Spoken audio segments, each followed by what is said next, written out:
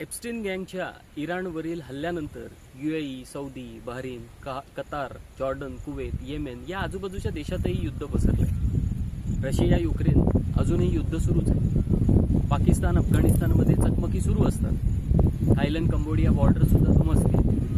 व्हेनेझुएलाच्या राष्ट्रपतीचे अमेरिकेने अपहरण केले आणि क्युबा हा पुढचा देश असू शकतो. इस्रायलचे लेबननवरचे हल्ले सुरूच आहेत. तैवान चीनच्या पुढच्या पावलांकडे सावधगिरीने लक्ष ठेवणे. दक्षिण कोरिया, जपान यांनी शस्त्रसज्जतेची गरज व्यक्त केली आहे. पाकिस्तानसोबतचं युद्ध ट्रम्पने थांबवलं ही त्याने स्वतः घोषणा केल्याला म्हणजे ऑपरेशन सिंदूर स्थगित करून फक्त वर्षभरच झाले.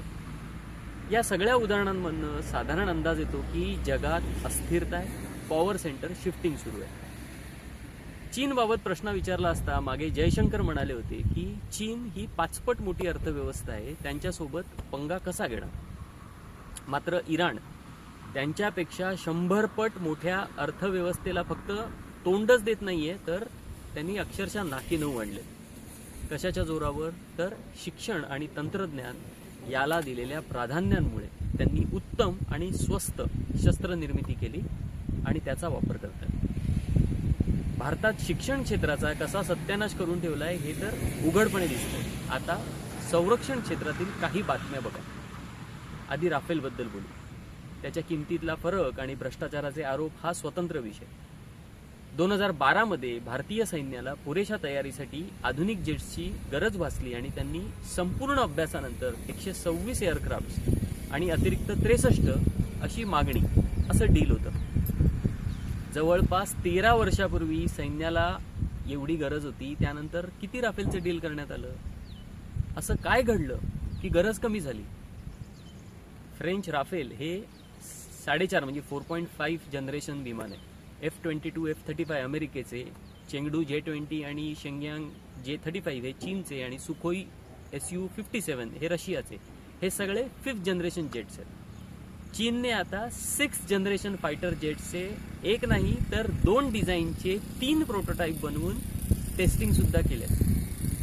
हीच बाब सॅटेलाइट कॉन्स्टिलेशन कोऑर्डिनेट्सच्या बाबतही चीनची दिसून येते.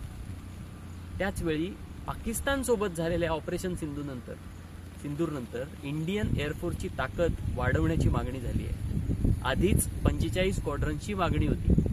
42.5 ची मान्यता 2012 साली मिळाली होती.